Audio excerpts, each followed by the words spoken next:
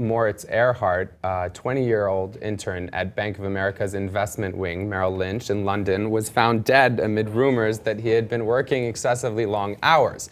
The young intern was described by Bank of America spokesman John McIver as, quote, an outstanding student.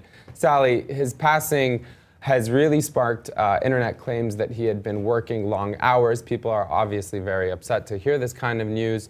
He had very little sleep. He was trying to impress his bosses. He spent 3 all-nighters in a row, it was reported, before his death. I mean, are you surprised to hear this kind of a news story, and what do you make of it? I mean, it's devastating. And I can't comment on that specific incident because I don't know a lot about it. But we are seeing a lot of companies really depending on unpaid interns, especially since around 2009, when the economy took a downturn. I have a lot of friends from law school working at law firms for free.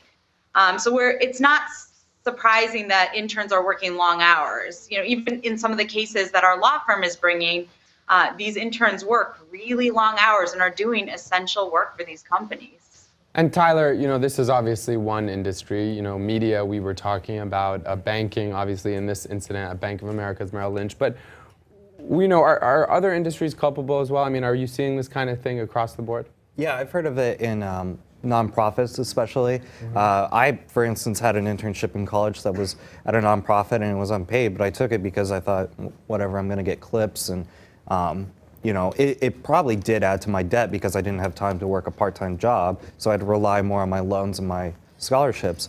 But I've also heard of it going on in some government agencies, I think a little less so.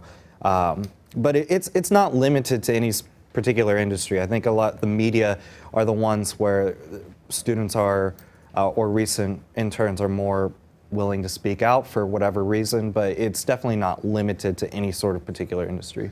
Peter, I want to give you the final word as the unpaid intern, perhaps. What do you have to say? Anything to add?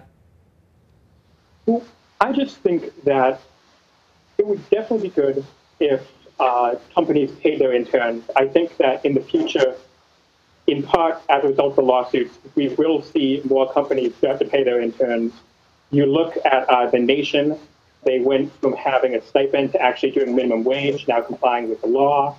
I think Condi is kind of the exception to go from paying to not paying. And for now, while some companies are paying and some are not, I would obviously encourage everyone to go to Who Pays Interns and see which companies are paying their interns and which are not, and use that as a resource to decide where you want to do an internship.